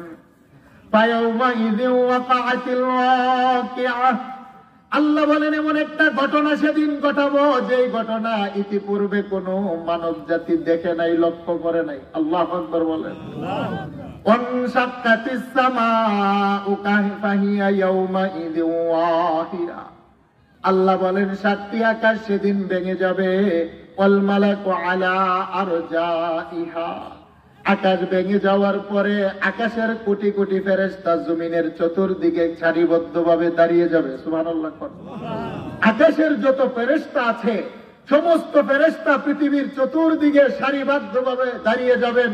পৃথিবীর মানুষ বর্তমানে যদি পুলিশ বাড়িতে আসে দৌড়িয়ে জঙ্গলে গিয়ে পালায়, আল্লাহ বলেন সেদিন পালানোর সুযোগ পাবে না, কারণ পৃথিবীর মধ্যে পাহাড় পর্বত জঙ্গল স্থিরলতা কিছুই থাকবে না। সমস্ত পৃথিবীটাকে আমার আল্লাহ একটা সমতল ময়দান বানাবেন, আর পৃথিবীর চতুর্দিকে নূরের তৈরি ফেরেশতা সারিবদ্ধভাবে দাঁড়িয়ে যাবে। কথাটা কার? আরেকটু জোরে বলেন, কথাটা কার? وَيَحْمِلُ عَرْشَ رَبِّكَ فَوْقَهُمْ يَوْمَئِذٍ ثَمَانِيَةٌ, আল্লাহ বলেন 8জন ফেরেশতার কাঁধে আমার আল্লাহ তিনার কুরসিটাকে উঠাবেন। আমার আল্লাহর কুরসিটা উঠিয়ে তিনি পৃথিবীর মধ্যস্থলে অবতীর্ণ হবেন। আমার আল্লাহ একটা আদালত কায়েম করবেন। সুবহানাল্লাহ বলেন। আল্লাহর আদালত কায়েম করে আমার আল্লাহ বলেন ওই দিনের বিচার দিবসের মালিক হব একমাত্র কে? জুড়ে বলেন। আল্লাহ বলেন মালিক ইয়াউমিদ্দিন, ইয়াকবিদুল্লাহুল আরদা ওয়া ইয়াকবিস সামাআ বিয়ামিনি, আমার আল্লাহ 7টা আকাশকে তিনার ডান হাতের মধ্যে নিবেন, আমার আল্লাহ 7টা জমিনকে তিনার বাম হাতের মধ্যে উঠাবেন। অতঃপর আমার আল্লাহ একটা ঘোষণা দিবেন, আনাল মালিক, আমি হলাম আজকের দিনের বাদশার বাদশাহ। আইনা মুলুকুদ দুনিয়া, কোথায় দুনিয়ার রাজা মহারাজা, কোথায় দুনিয়ার বাদশারা? চেয়ারের ক্ষমতা পাওয়ার কারণে যারা সাধারণ মানুষের উপরে জুলুম করেছিল তারা কোথায়? নমরুদ সমগ্র পৃথিবীর রাজত্ব পাওয়ার পরে ইব্রাহিম পয়গম্বরকে আগুনে ফেলেছিল, আল্লাহ বলবেন নমরুদ কোথায়? ফেরাউন মিশরের রাজত্ব পাওয়ার পরে মুসা পয়গম্বরকে মিশর থেকে তাড়িয়েছিল, আল্লাহ বলেন ফেরাউন নামক বাদশা কোথায়? আবু জাহেল আবু লাহাবকে আমার আল্লাহ ডাকবেন। মক্কার ক্ষমতা দায়িত্ব পাওয়ার পরে আমার নবী মুহাম্মদুর রাসূলুল্লাহ, যার দেহের ভিতরে মশা মাছি বসা হারাম ছিল, আল্লাহ বলেন আমার নবীর দেহ থেকে রক্ত জড়িয়েছিল আবু জাহেল আবু লাহাব কোথায়? কিয়ামত পর্যন্ত আবু জাহেল আবু লাহাবের উত্তরসূরি যারা কুরআনের উপর আক্রমণ করে, ইসলামের উপর আক্রমণ করে, উলামায়ে কেরামের আক্রমণ করে, আমার আল্লাহ তাদেরকেও ডাকবেন, কোন মায়ের ছেলে দাঁড়ানোর ক্ষমতা পাবে না। বলেন ঠিক না বেঠিক? আবু জাহেল আবু লাহাব বর্তমানে দুনিয়াতে নাই, কিন্তু আবু জাহেল আবু লাহাবের প্রেতাত্মা তার সন্তানেরা পৃথিবীতে আছে। বলেন ঠিক না বেঠে? যারা হক্কানি রব্বানি উলামায়ে কেরামের উপরে মিথ্যা মামলা দেয়, যারা উলামায়ে কেরামের উপরে, মসজিদ মাদ্রাসার উপরে যুগে যুগে জুলুম করে, কিয়ামত পর্যন্ত যারা জুলুম আর অত্যাচার করবে, তারা হলো আবু জাহেল, আবু লাহাবের নাতিপুতি। বলেন ঠিক না বেঠিক? কারণ ইমানদার কখনো মসজিদ মাদ্রাসার উপরে আক্রমণ আর জুলুম করতে পারে না। বলেন পারে? আর একটু জুড়ে বলেন পারে? নেই পরায়ণ বাদশাহ ইমানদারেরা কখনো উলামায়ে কেরামের উপর অত্যাচার করতে পারে না। কিয়ামত পর্যন্ত যারাই দেখবেন ইসলামের উপরে আঘাত করে, কোরআনের উপরে আঘাত করে, মসজিদ মাদ্রাসার উপর আঘাত করে, বুঝতে হবে তারা হলো আবু জাহেল, আবু লাহাবের উত্তরসূরি। বলেন ঠিক না বেঠিক? আল্লাহ বলেন মালিক ইয়াউমিদ্দিন, আমি হব সেদিন বিচারক, আহকামুল হাকিমিন, বাদশার বাদশা। আল্লাহ ডাকবেন আইনাল জাব্বারুন ওয়া আইনাল মুতাকাব্বিরুন, কোথায় দুনিয়ার রাজা মহারাজা, কোথায় দুনিয়ার অহংকারীরা? দুনিয়ার মধ্যে যারা টাকার কারণে অহংকার দেখে, এমন লোক আছেনি আপনাদের সোসাইটিতে যে টাকা পয়সার কারণে দুর্বলের উপরে অহংকার করে? আছে না নাই? ডিগ্রির কারণে অশিক্ষিত মানুষের উপরে তারা অহংকার প্রদর্শন করে, চামড়া সুন্দরের কারণে কালো চামড়ার উপরে তারা অহংকার করে, ক্ষমতার পাওয়ারের কারণে দুর্বলের উপরে তারা অহংকার অত্যাচার করে। বলেন আছে না নাই? আমার আল্লাহ ডাকবেন আইনাল জাব্বারুন ওয়া আইনাল মুতাকাব্বিরুন, অহংকারীরা কোথায়? আমি মালিকের সামনে দাঁড়াও, আমি আল্লাহ আজকে দেখতে চাই। আল্লাহু আকবার বলেন। বলেন সেই দিন আমার আল্লাহর সামনে দুনিয়ার জালেমেরা দাঁড়ানোর ক্ষমতা পাবে? আরেকটু জুড়ে বলেন পাবে? যারা দুনিয়ার মধ্যে অহংকার করে টাকার কারণে, দুনিয়ার মধ্যে যারা অহংকার প্রদর্শন করে ক্ষমতার কারণে, দুনিয়ার মধ্যে যারা অহংকার প্রদর্শন করে নিজেদের চেহারা সুরতের কারণে, দুনিয়ার মধ্যে যারা অহংকার প্রদর্শন করে লাঠি আর পাওয়ারের কারণে, আল্লাহ পাক হাসরের ময়দানে তাদেরকে দাঁড় করাবেন ছোট্ট পিপিলিকার আকৃতি দিয়ে। কারণ পিঁপড়ার আকৃতি দিবেন। অহংকারীরা দুনিয়াতে নিজেকে বড় মনে করে, আল্লাহ পিঁপড়ার আকৃতি দিয়ে সবচাইতে ছোট করে দাঁড় করিয়ে জাহান্নামীদের পায়ের নিচে ফেলে আল্লাহ তাদেরকে অপমানিত করবেন। কে করবেন? জুড়ে বলেন। আরেকটু জুড়ে বলেন কে করবেন? সেই জন্য টাকার কারণে অহংকার করা যাবে, ক্ষমতার কারণে দুর্বলের উপর অহংকার করা যাবে। সেই জন্য সম্মানিত হাজিরিন, আল্লাহ পাক আমাদেরকে অহংকার থেকে মুক্ত করুক। সকলে বলেন আমিন। আল্লামা জালালউদ্দিন সুয়ুতি রহমাতুল্লাহি আলাইহি তাফসীরের মধ্যে লিখে, বান্দারে তোমরা কেন এত অহংকার করো? একটা মানুষ যদি জানতো যে আমাকে আল্লাহ কি দ্বারা তৈরি করেছেন, তাহলে মানুষ কখনো মাথা তুলে উপরেই তাকাতো না। সুবহানাল্লাহ বলেন না? কারণ আমাদের দেহটার সৃষ্টি হলো 2 ফোঁটা নাপাক পানির উপরে। কি বলেন ঠিক না বেঠিক? আমার এই দেহটাকে আমার আল্লাহ সৃষ্টি করেছেন 2 ফোঁটা নাপাক পানির উপরে। যে নাপাক পানিটা কাপড়ে লাগলে কাপড় নাপাক হয়, জমিনে পড়লে জমিন নাপাক হয়। যেই নাপাক পানি আমার আম্মা আব্বার দেহে লাগলে আম্মা আব্বার দেহ নাপাক হয়। যেই নাপাক পানি দিয়ে আল্লাহ আমাকে সৃষ্টি করেছেন, এই নাপাক পানির কথা বন্ধু মহলে আলোচনা করাও যায় না। আল্লামা জালালউদ্দিন সুয়ুতি বলেন, 2 ফোঁটা নাপাক পানির উপরে তোমার দেহটার সৃষ্টি, কেন তোমার এত অহংকার? আল্লাহু আকবার বলেন। আর বর্তমানে আমরা যারা চলাফেরা করি, আমাদের দেহের ভিতরে একটা ময়লার ট্যাঙ্কি আছে, সেটাও দুর্গন্ধ। আমার লালাতে দুর্গন্ধ, কিসের তো অহংকার? আমার শরীর থেকে ঘাম বের হলে দুর্গন্ধ, পাশে যাওয়া যায় না, কিসের তো অহংকার? আমি সকালবেলা ঘুম থেকে উঠলে ব্রাশ না করলে কথা বলতে পারি না, দুর্গন্ধ, কিসের তো অহংকার? আমার প্রস্রাব পায়খানা নাপাক, দুর্গন্ধ, কিসের তো অহংকার? আমার সুন্দর দেহ থেকে যখন রূহ নামক পাখিটা চলে যাবে, আমার আপন মা সমাজের মানুষকে ডাকবে, আমার সন্তানের নাক থেকে মরকতানি বের হয়, দুর্গন্ধ। আমার সন্তানের কান থেকে দুর্গন্ধ বের হয়। বিকাল বেলা লাশটা দুপুরে মারা গেলে 4 ঘন্টা পরে তার পায়খানার রাস্তা দিয়ে মরকতানি দুর্গন্ধ বের হয়। নিজের বিবিও লাশটা রাখতে চায় না, নিজের মাও তার সন্তানকে ঘরে রাখতে চায় না, নিজের বাবাও তার আদরের দুলাল সন্তানের লাশটা ঘরে রাখতে চায় না। কিসের তো অহংকার? ঠিক না বেঠিক? আরেকটু জুড়ে বলেন ঠিক না বেঠিক? সেই জন্য মুফাসসিরিনে কেরাম বলেন, যদি কোনো মানুষ জানতো যে তার দেহটার কোনো মূল্য নাই, তাহলে সে অহংকার করত না। কারণ আমার দেহটা দাঁড়ানো বলেন কিসের উপরে? পবিত্র পানি না নাপাক পানির উপরে? আরেকটু জুড়ে বলেন কিসের উপরে? নাপাক পানির উপরে। একটু বর্ণনা দেই, আপনারা শুনেন। কিসের উপরে আমাদের শরীরটা? আপনারা কি অধৈর্য হচ্ছেন? খারাপ লাগছে আপনাদের? কিসের উপরে আমাদের তো অহংকার? আমাদেরকে আল্লাহ কিসের উপরে সৃষ্টি করলেন? কিসের উপরে দাঁড়িয়ে আছি? আজকে অহংকার, জুলুম, অত্যাচারের কারণে আজকে সমাজের মানুষে অনেকে অতিষ্ঠ। কি বলেন, ঠিক না বেটি? আল্লাহ বলেন, বান্দা কেন তোমার এত অহংকার?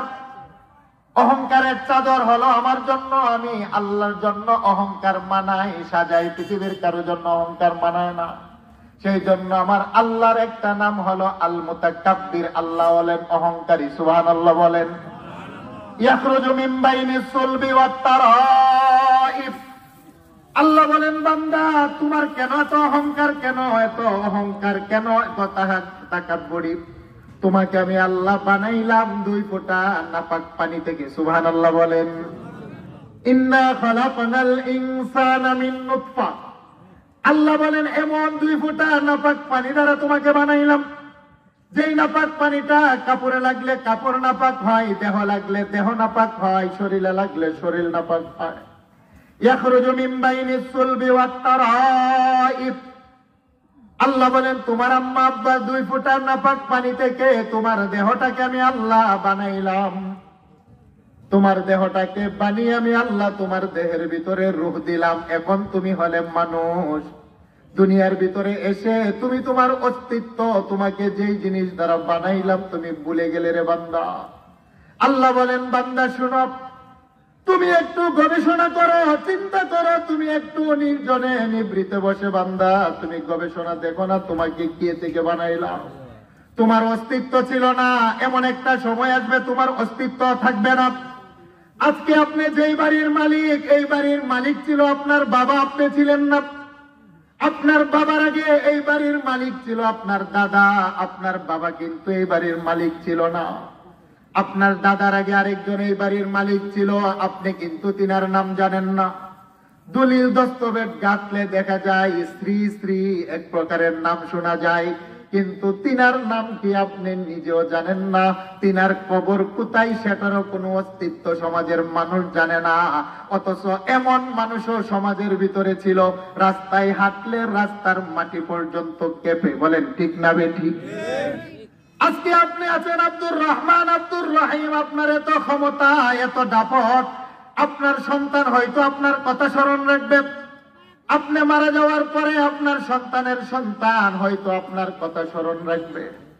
কিন্তু 3 প্রজন্ম 4 প্রজন্মের পরে এমন একটা প্রজন্ম আসবে, আপনি আব্দুর রহমান যে সমাজের একজন ব্যক্তি ছিলেন, আপনার নামটুকু পর্যন্ত 4 প্রজন্মের পরে খেয়াল রাখবে না, স্মরণ থাকবে না। ঠিক না বেটি?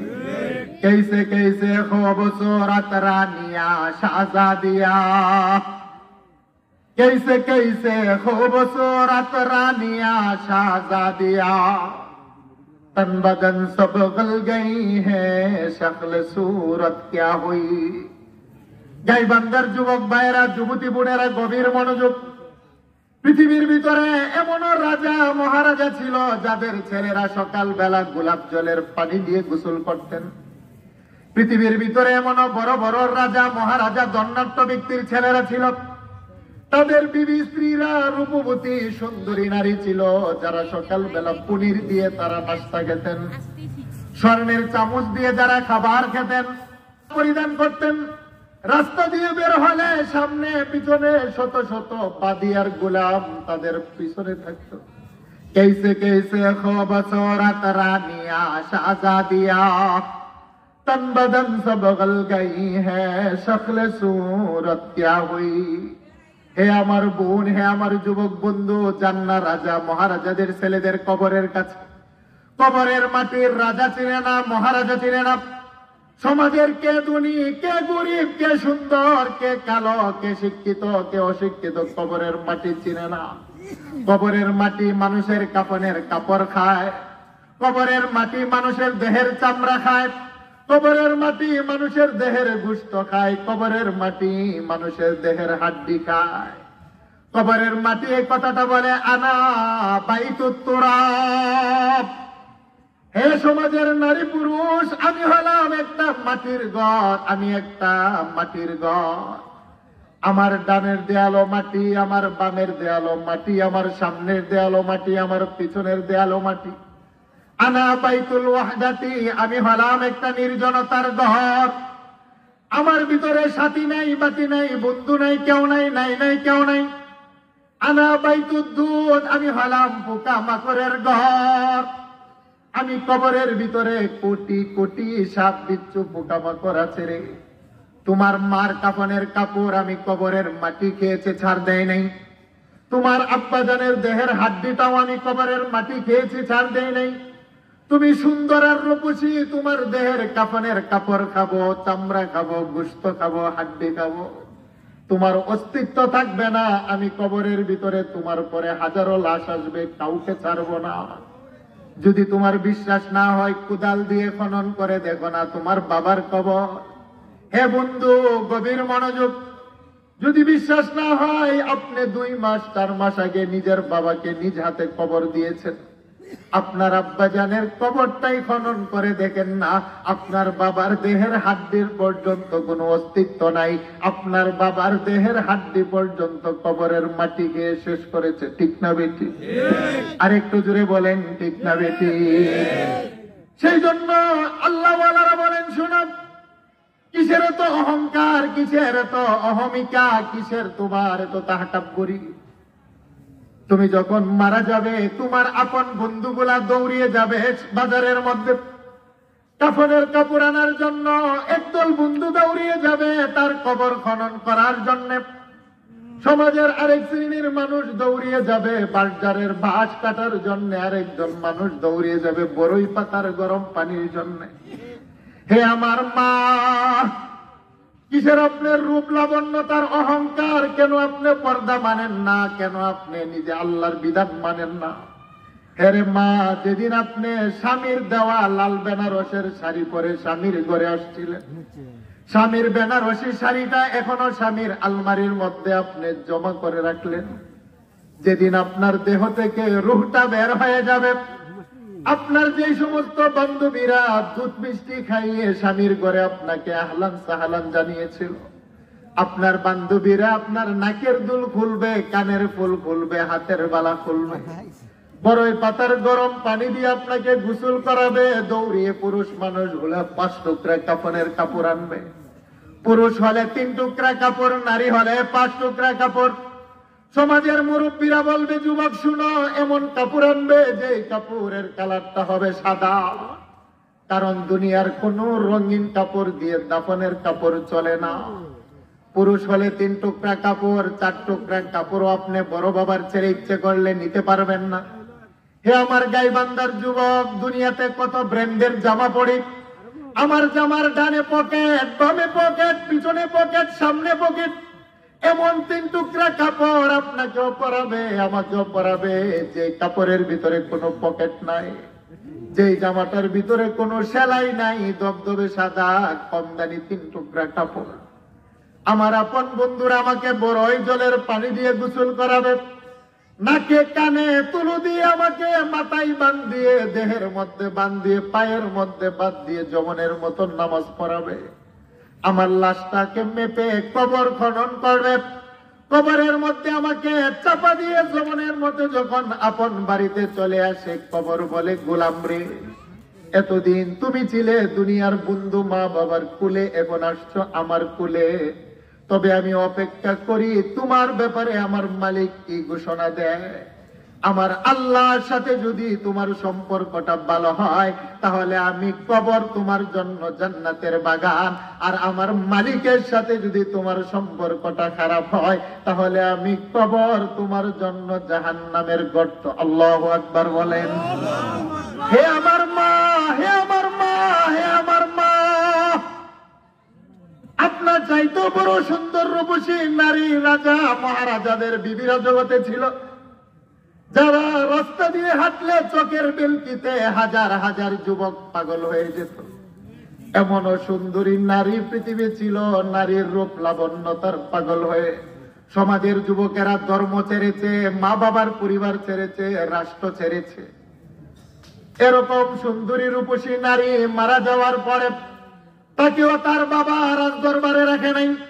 পৃথিবীর কোন রাজা মহারাজা কাউকে রাখতে পারে না, সকলকে কবরের ভিতরে দাফন করে চলে আসতে হয়। হে মা, যখন আপনাকে দাফন করে চলে আসবে, কবর বলে, আনা বাইতুল ওয়াহদাতি, আমি হলাম নির্জনতার ঘর। পৃথিবীতে একটা নারী বিবাহের আগে মা বাবা ছাড়া একা একা ঘরে বসবাস করতে পারে না। বিবাহের পরে প্রিয়তমা স্বামী ছাড়া একটা নারী ঘরের ভিতরে থাকতে পারে না। ভয় লাগে, আতঙ্ক সৃষ্টি হয়। এমনকি একটা বাচ্চা হলো তার সাথে থাকতে হয়, একা একা থাকা যায় না। কবর বলে এমন একটা দিন তোমার আসবে রে, নীরব নির্জনতা, আপনজন আমি কবরের ভিতরে রেখে চলে যাবে, কেউ তোমার ডাকে সেদিন সাড়াও দিবে না। আল্লাহু আকবার বলেন। আনা বাইতুল ওয়াহদাতি, আমি হলাম নির্জনতার ঘর। আমার ভিতরে সাথী নাই, বাতি নাই, বন্ধু নাই, বান্ধব নাই, নাই নাই কেউ নাই। তবে দুনিয়াতে থাকা অবস্থায় যেই মানুষটা ফজরের নামাজে সিজদায় পড়ে মালিককে ডাক দেয়, সুবহান রাব্বিয়াল আ'লা, সুবহান রাব্বিয়াল আ'লা, হে মালিক তুমি আমার রব, তুমি পাক, তুমি পাক, আমি না পাক। আল্লাহু আকবার, আল্লাহ তুমি বড়, তুমি বড়, আমি ছোট।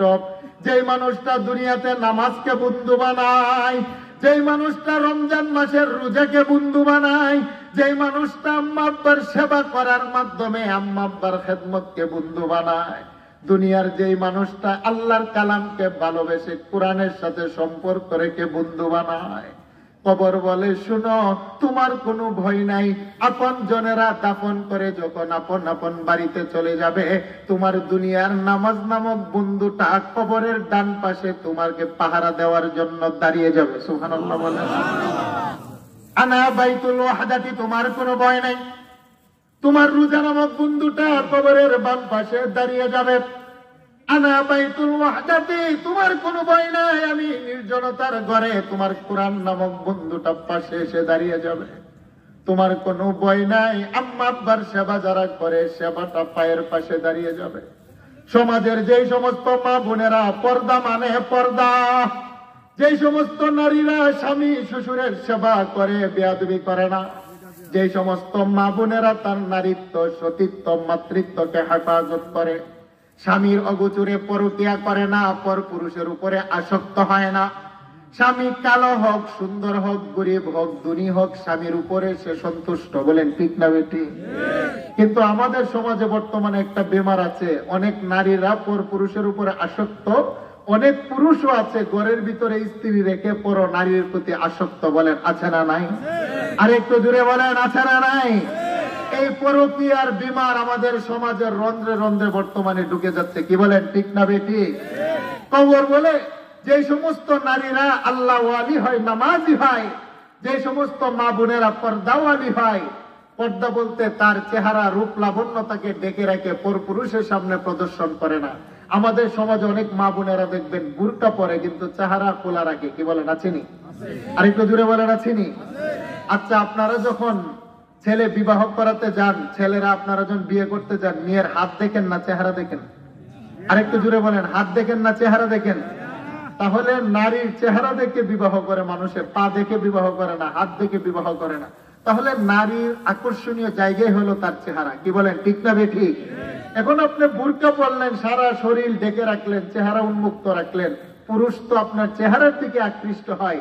ইসলাম বলে যে না, একটা নারী বাহিরে গেলে তার চোখ খোলা রাখবে, তার চেহারার প্রতি পরপুরুষ যেন আকৃষ্ট না হতে পারে, তার চেহারা ঢেকে রাখবে, এমন বুরকা পরবে যেন তার দেহের কোনো বিশেষ অঙ্গ প্রত্যঙ্গ বোঝা না যায়, পুরাটা দেহ যেন একরকম মনে হয়। সুবহানাল্লাহ বলেন। আমাদের দেশে বুরকা হাউস নাম দিল ফ্যাশন হাউস। কিসের হাউস বলেন?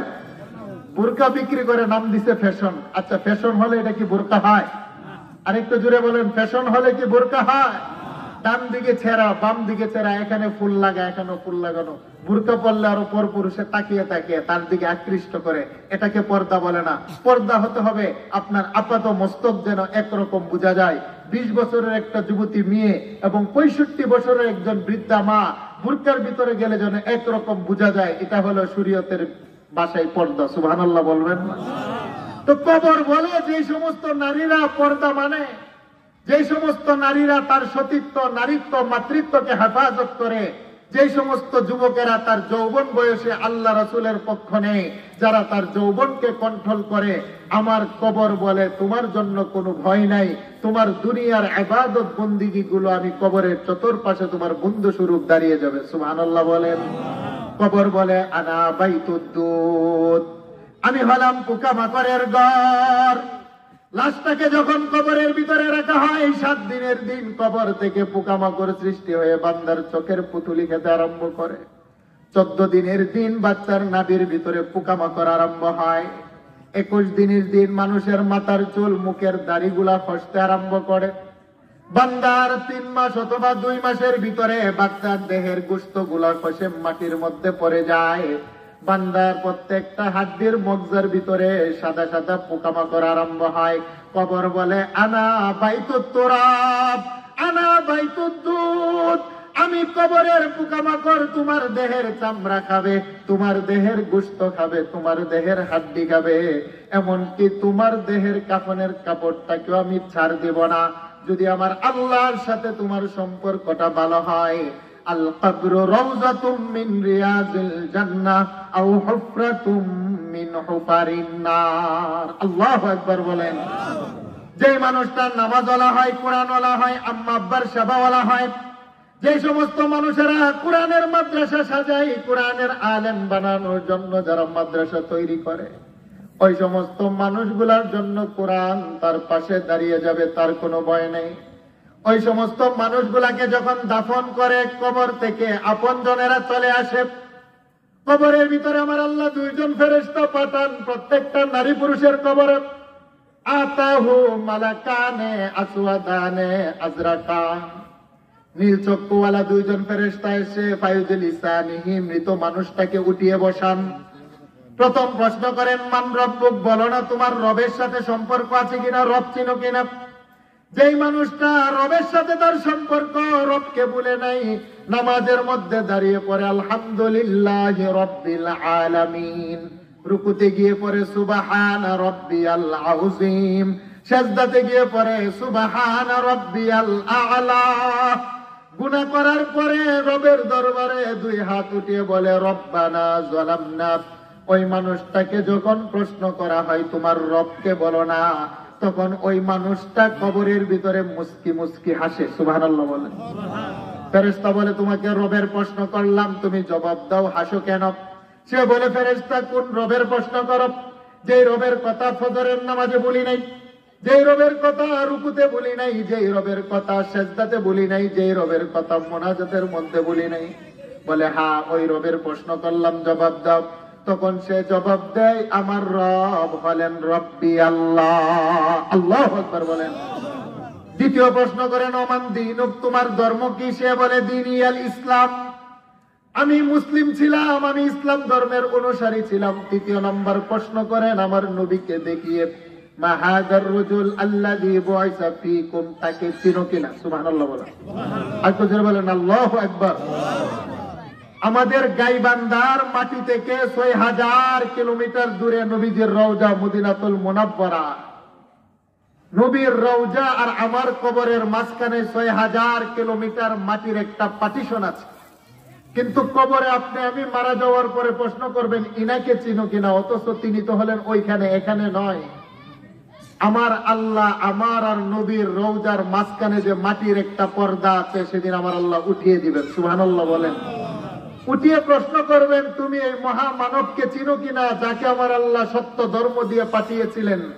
সমাজের যে সমস্ত মানুষগুলা আমার নবীর আশিক, সুবহানাল্লাহ বলেন না, যেই মানুষটা আমার নবীকে দেখে নাই, তারপরও রাস্তায় চলার সময় মুরব্বীদেরকে সালাম দেয়, নবীর সুন্নাত। আমার নবীকে দেখে নাই, তারপরও টয়লেটে যাওয়ার সময় বাম্পা দিয়ে যায়, দোয়া পড়ে, নবীর সুন্নাত। আমার নবীর সুন্নত নবীকে দেখে নাই, তারপরও খাবার খাবার সময় বিসমিল্লাহ পড়ে, নবীর সুন্নত।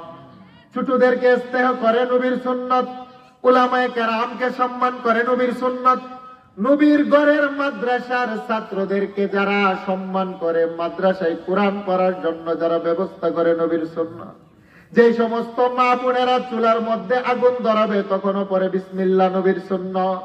চাউল দৌত করে পাতিলার মধ্যে, তখনও পরে বিসমিল্লাহ, নবীর সুন্নত। পাতিল থেকে খাবার ঢেলে দেয় স্বামীর প্লেটে, তখনও পরে বিসমিল্লাহ, নবীর সুন্নত। স্বামী ঘরে আসার পরে সালাম দেয়, শ্বশুর শাশুড়িকে সালাম দেয়, সম্মান করে, নবীর সুন্নত। বাচ্চাটাকে দুধ পান করাই, তখনও বলে বিসমিল্লাহ, নবীর সুন্নত। যারা নবীর সুন্নতকে গলার মালা বানায়, নবীর আদর্শকে যারা ধারণ করে, ব্যক্তি জীবনে, পারিবারিক জীবনে, রাষ্ট্রীয় জীবনে নবীর আদর্শকে যারা লালন করে, ধারণ করে, ওই সমস্ত মানুষগুলা নবীজিকে দেখা মাত্রই বলবেন তিনি হলেন আমার নবী মুহাম্মদুর রাসূলুল্লাহ। আল্লাহু আকবার। এবার আমার আল্লাহ খুশি হয়ে যাবেন। মুসলিম শরীফের বর্ণনা, আল্লাহ পাক তিনটা প্রশ্ন পেয়ে খুশি হয়ে আল্লাহ একটা ঘোষণা দিবেন, ফায়ুনাদি মুনাদিম মিনাস সামা আন সাদাকা আবদি। আল্লাহ বলবেন, ফেরেশতা আমার বান্দা তিনটা প্রশ্নের জবাব সঠিক দিয়েছে, সত্যবাদী। ফাআফরিশুহু মিনাল জান্নাহ, আমার বান্দা বান্দির কবরে জান্নাতের গালিচা বিছিয়ে দাও। ওয়া আফতাহু লাহু বাবান ইলাল জান্নাহ, আমার বান্দা বান্দির কবরটাকে জান্নাতের সাথে সংযুক্ত করে দাও। সুবহানাল্লাহ বলেন। অতঃপর ফেরেশতারা বলবেন, নাউম কা নাউমাতিল আরুস, বান্দারে তুমি ঘুমিয়ে যাও, তোমাকে আর কেউ জাগ্রত করাবে না। একটা 25 বছরের যুবক, 18 বছরের যুবতী বিবাহের পরে সারা রাত বাসর রজনীতে গল্পগুজব করার পরে শেষ রাত্রে যেমনে ভাবে ঘুমিয়ে যায়, দুনিয়ার কেউ তাদেরকে জাগায় না। ফেরেশতা বলবে, এমন ভাবে ঘুমাও, আমার আল্লাহ ছাড়া আর কেউ তোমাদেরকে জাগাবে না। সুবহানাল্লাহ বলেন। সেই কবর আমরা চাই কি চাই না? আরেকটু জুড়ে বলেন, চাই কি চাই না? সম্মানিত হাজিরিন, আল্লাহ বলেন, জি আমি শেষ করে দিব। এটা হলো তাবারকের ব্যবস্থা আছে, সকলে তাবারক নিয়ে যাবেন তো ইনশাআল্লাহ। আপনাদেরকে তাবারকের জন্য দাওয়াত দেওয়া হচ্ছে, আপনারা সকলেই তাবারক নিয়ে যাবেন, জি অল্প সময়ের ভিতরে ইনশাআল্লাহ। আল্লাহ বলেন মালিক ইয়াউমিদ্দিন, বলেন বিচার দিবসের মালিক কে? আরেকটু জুড়ে বলেন কে? আল্লাহ বলেন, বান্দা এমন ঘুমানো তুমি ঘুমাবে যদি কবরের 3 প্রশ্ন জবাব দিতে পারো, বান্দাকে আর কেউ জাগাবে না। যেদিন তিনাকে জাগাবেন সেদিন আমার আল্লাহ বান্দাকে কবর থেকে জাগাবেন। সুবহানাল্লাহ বলেন না? ইহশারুন নাসু ইয়াউমাল কিয়ামাতি হুফাতান উরাতান গুরলা, প্রত্যেকটা মানুষকে আমার আল্লাহ উলঙ্গ করে সেদিন দাঁড় করাবেন, যেদিন আমার আল্লাহ বিচার কার্য আরম্ভ করবেন। আম্মা জান আয়েশা বললেন, ইয়া রাসূলুল্লাহ, ইয়া হাবিবাল্লাহ, الرجال والنساء جميعا ينظر بعضهم الى بعض, নবীজি প্রত্যেকটা নারী পুরুষ উলঙ্গ অবস্থায় দাঁড়াবে, বস্ত্রহীন অবস্থায়। নারী পুরুষের দিকে, পুরুষ কি নারীর দিকে তাকাবে না? বড়ই লজ্জার কথা। আমার নবী বলেন, ইয়া আয়েশাতু আল আমরু আশাদ্দু মিন আইয়ানজুরা বাযুহুম ইলা বায। রে আয়েশা, এমন একটা পরিস্থিতি আমার আল্লাহ সেদিন কায়েম করবেন, কে নারী কে পুরুষ, কার দেহে কাপড় আছে কার দেহে কাপড় নাই, সে খেয়ালটুকু পর্যন্ত কোনো মানুষের থাকবে না। প্রত্যেকটা মানুষ 2টা হাত উপরের দিকে উঠিয়ে বলবে, বাঁচাও বাঁচাও বাঁচাও। আল্লাহু আকবার বলেন। আমার নবী বলেন, লা তাজুলু কাদামা ইবনে আদম ইয়াউমাল কিয়ামাতি মিন ইনদি রাব্বিহি হাত্তা ইউসআলা আন খামসিন। প্রত্যেকটা মানুষকে আমার আল্লাহ 2টা পায়ের পাতার উপরে দাঁড় করাবেন। দুনিয়া 24 ঘন্টায় একদিন হয়, আমার আল্লাহ একটা দিন কায়েম করবেন। ফি ইয়াউমিন কানা মিকদারুহু 50 আলফ সানা, দুনিয়ার 50,000 বছর সমপরিমাণ একটা দিন হবে। 2টা পায়ের পাতার উপরে আমার আল্লাহ দাঁড় করাবেন। মানুষগুলা এদিক সেদিক কোথাও যেতে পারবে না। প্রত্যেকটা মানুষ তার জীবনের হিসাব নিয়ে পেরেশানির মধ্যে গামতে আরম্ভ করবে। আমার আল্লাহ এবার 5টা প্রশ্ন করবেন, ওয়া আন উমরিহি ফিমা আফনা। আল্লাহ বলবেন, বান্দা বান্দি তোমার জীবনের হিসাব দাও। ওয়া আন শাবাবিহি ফিমা আবলা। আল্লাহ বলবেন, বান্দা তোমার দেহের ভিতরে একটা যৌবন দিয়েছিলাম, যৌবনের হিসাব দাও। যে সমস্ত মানুষগুলা যৌবন বয়সে আল্লাহ রাসূলের গোলামি করে, যে সমস্ত মানুষগুলা যৌবন বয়সে গাম জড়ানো টাকা আল্লাহর কোরআন প্রতিষ্ঠার জন্য যারা ব্যয় করে, সমাজের যে সমস্ত মানুষগুলো যৌবন বয়সে কোরআনের পক্ষে অবস্থান নেই, ওই সমস্ত মানুষগুলা সেদিন আর পেরেশানি থাকবে না। আমার আল্লাহ তাদেরকে ডেকে ডেকে আল্লাহর আরশে আযিমের নিচে মুতির মিম্বরে বসার জায়গা দিবেন। সুবহানাল্লাহ বলেন। আর যে সমস্ত মানুষগুলো তার জীবনের হিসাব মিলাতে পারবে না, গামতে আরম্ভ করবেন। এবার বলবে মালিক আমাকে একটু সুযোগ দেন, ভাইয়ের কাছে যাই একটু সাহায্য পাই কিনা, আম্মু আব্বুর কাছে যাই একটু সাহায্য পাই কিনা। আল্লাহর কোরআন বলে প্রথমে মানুষটা যাবে তার আপন ভাইয়ের কাছে, কিন্তু ভাই সাহায্য করবে না। ইয়াউমা ইয়াফিরুল মারউ মিন আখিহি, ভাইয়ের কাছে গিয়ে বলবে তুমি আমার রক্তের ভাই, আজকে মুসিবতের দিনে আমাকে একটু সাহায্য করো। আল্লাহ প্রথমে ভাইয়ের কথা বললেন, কারণ ভাই মুসিবতে পড়লে আপন রক্তের ভাই তাকে কখনো পিছনে ফেলে আসতে পারে না। কিন্তু হাসরের ময়দানে মুসিবতের দিন প্রথম আপন ভাই ভাইয়ের পরিচয় সেদিন লুকাবে। আল্লাহু আকবার বলেন। ইয়াউমা ইয়াফিরুল মারউ মিন আখিহি, আপন রক্তের ভাই সেদিন তার পরিচয় লুকাবেন, পালিয়ে যাবেন। ওয়া উম্মিহি ওয়া আবি, মার কাছে যাবে, মা বলবে সন্তান চিনি না। বাবার কাছে যাবে, বাবা বলবে আমি সন্তান চিনি না। ওয়া সাহিবাতিহি ওয়া বানি, মানুষগুলা প্রিয়তমা স্ত্রীর কাছে যাবে, স্ত্রী বলবে আমার স্বামী ছিল না। লা ইয়াসআলু হামিমুন হামিমা, অন্তরঙ্গ বন্ধুর কাছে যাবে, বন্ধু রাতের রাত তোমাকে নিয়ে আড্ডা দিয়েছিলাম, মুসিবতে পড়লে আমিও দৌড়িয়ে গিয়েছি, তুমিও সেদিন আমার বাড়িতে দৌড়িয়ে আসছিলে। আজকে এমন মুসিবত যেদিন আমার মা পাশে দাঁড়ায় না, এমন মুসিবত স্বামী পাওয়া যায় না, বোন ভাই পাওয়া যায় না, বাবা পাওয়া যায় না। আল্লাহ বলেন লা ইয়াসআলু হামিমুন হামিমা, অন্তরঙ্গ বন্ধুর কাছে গিয়ে বন্ধু প্রশ্ন করবে, ইউবাসসারুনাহুম, বন্ধুর চোখে চোখ পড়বে, গায়ের সাথে গা লাগবে। আপন বন্ধু বলবে দুনিয়াতে আমার কোনো বন্ধু ছিল না। কথাটা কার? আর একটু জোরে বলেন কথাটা কার? সেদিন আপন জন বলতে কেউ পাশে দাঁড়াবে না। আমার আল্লাহ তৃতীয় নম্বর প্রশ্ন করবেন, বান্দা তুমি যে সম্পদ উপার্জন করেছো কিভাবে আমাকে হিসাব দাও। উপার্জিত সম্পদ কোন রাস্তায় খরচ করেছো হিসাব মিলাও। যতটুক জানতে কতটুক আমল করেছো তুমি হিসাব দাও। যতক্ষণ পর্যন্ত 5টি প্রশ্নের জবাব না দিবে আমার নবী বলেন 1 ইঞ্চি পরিমাণ ডানে বামে যেতে পারবে না। আল্লাহু আকবার বলেন। আমার আল্লাহ সেদিন আদালত কায়েম করবেন। আল্লাহ বলেন বান্দা তোমার উপরে জুলুম করব না। এবার আমার আল্লাহ মিজানের পাল্লা কায়েম করে 4টা সাক্ষীকে আমার আল্লাহ উপস্থিত করে বলবেন বান্দারে তোমার উপরে জুলুম করব না।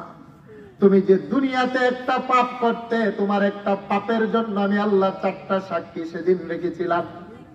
فَأَمَّا مَنْ ثَقُلَتْ مَوَازِينُهُ فَهُوَ فِي عِيشَةٍ رَاضِيَةٍ, বান্দার আমল নামাকে আমার আল্লাহ এবার ওজন করতে আরম্ভ করবেন। যার আমল নামার ভিতরে নামাজ আছে, রোজা আছে, আম্মা আব্বার সেবা আছে, যার আমল নামার ভিতরে মসজিদ মাদ্রাসার মধ্যে দান ও খয়রাত আছে, যার আমল নামার ভিতরে সত্য কথা আছে, নম্রতা আছে, ভদ্রতা আছে, বড়দের প্রতি সম্মান আছে, যার আমল নামার ভিতরে নারীদের পর্দা আছে, নামাজ আছে, শ্বশুর শাশুড়ির সেবা আছে, আল্লাহ বলেন ওই সমস্ত মানুষের আমল নামার ডান দিকটা ঝুঁকে যাবে। সুবহানাল্লাহ বলেন। এবার আমার আল্লাহ খুশি হয়ে তার ডান হাতে জান্নাতের একটা টিকিট দিবেন। فَأَمَّا مَنْ أُوتِيَ كِتَابَهُ بِيَمِينِهِ فَسَوْفَ يُحَاسَبُ حِسَابًا يَسِيرًا, যার ডান হাতে আমার আল্লাহ একটা জান্নাতের টিকিট দিবেন, ওই মানুষটার হিসাব মিজান ফুলসিরাত আমার আল্লাহ সহজ করে দিবেন। এবার জিব্রাইল মানুষের হাত ধরে মুতির টিলার উপরে দাঁড়িয়ে বলবেন, হে হাসরের ময়দানের মানুষ, ইমুকের ছেলে ইমুক, গাইবান্ধা জেলার এমুক গ্রাম, তার মার নাম এটা, বাবার নাম এটা, দুনিয়ার মধ্যে সে ভালো মানুষ ছিল, আমার আল্লাহ রাজি হয়েছেন, আর কোনদিন নারাজ হবেন না, আল্লাহ জান্নাতের মেহমান বানিয়েছেন, আর কোনদিন জাহান্নাম দিবে না। আল্লাহু আকবার বলেন। প্রকান্তরে যার আমল নামার ভিতরে নামাজ নাই, রোজা নাই, আম্মা আব্বার সেবা নাই, দান খয়রাত নাই, পর্দা নাই, পশিদা নাই, আম্মা মান খাফফাত মাওয়াজিনুহু ফাউম্মুহু হাবিয়া, ওই ব্যক্তির আমল নামা হালকা হবে, গুনার পাল্লা ভারী হবে। এবার আমার আল্লাহ তার বাম হাতের ভিতরে তার আমল নামা দিবেন, তার সিনাটাকে ছিদ্র করে পিছনে নিবেন, পিছনে নিয়ে বান্দার গার মটকিয়ে পিছনে আমল নামা দিয়ে আল্লাহ বলবেন ইকরা কিতাবাক, হে নাফরমান তুমি তোমার নিজের আমল নামা পাপের কথাগুলা তুমি নিজেই পড়ো, কি করেছিলে। তখন বান্দা নিজের আমল নামা নিজে পড়বে আর একটা আফসোস করবে। আল্লাহর কোরআন বলে ওয়ায়াকুলুনা ইয়া ওয়াইলাতানা ويقولون يا ويلتنا ما لهذا الكتاب لا يغادر صغيرة ولا كبيرة إلا أحصاها। এর মালিক গভীর রজনীতে দরজা বন্ধ করে একটা পাপ করেছিলাম, যে পাপের খবর মা জানে না, বাবা জানে না, সমাজ জানে না, কাউকে আমি জানতে দেই নাই। আজকে তো দেখছি সেই পাপের খবরটাও আমার আমল নামার ভিতরে উল্লেখ আছে। সগীরাতান ওয়ালা কাবীরাতান ইল্লা আহসাহা।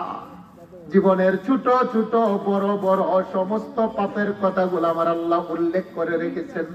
হায় আফসোস, হায় আফসোস, এই আমল নামা যদি আল্লাহ আমার হাতে না দিতেন, আল্লাহ বলেন হাজারো আফসোস করবে কিন্তু তোমার আফসোস কোনো কাজে আসবে। আর একটু জুড়ে বলেন আসবে। তখন বান্দা বলবে আল্লাহ আমি আমল নামা মানি না, আমল নামা আমি বিশ্বাস করি না, আমল নামা আমি মানি না। এবার আমার আল্লাহ 4টা রাত সাক্ষী উপস্থিত করবেন। গভীর মনোযোগ। দুনিয়াতে যতই খেলাই গুনাহ করি না কেন, দুনিয়ার কেউ ভাবি যে দেখে না, কিন্তু দুনিয়ার কেউ যদিও না দেখে, জুড়ে বলেন একজন দেখেন, তিনি কে? ওয়ায়ালামু মা ফিল বাররি ওয়াল বাহরি ওয়া মা তাসকুতু মিন ওয়ারাকাতিন ইল্লা ইয়ালামুহা।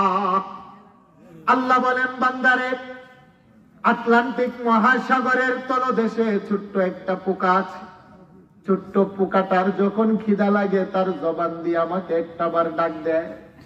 দুনিয়ার কোন মানুষ সাগরের তলদেশের পোকার আওয়াজটা শুনে না, আমি আল্লাহ এত বড় দেখনেওয়ালা শুননেওয়ালা গভীর সমুদ্রের তলদেশের ছোট্ট পোকার আওয়াজটাও শুনতে পায়।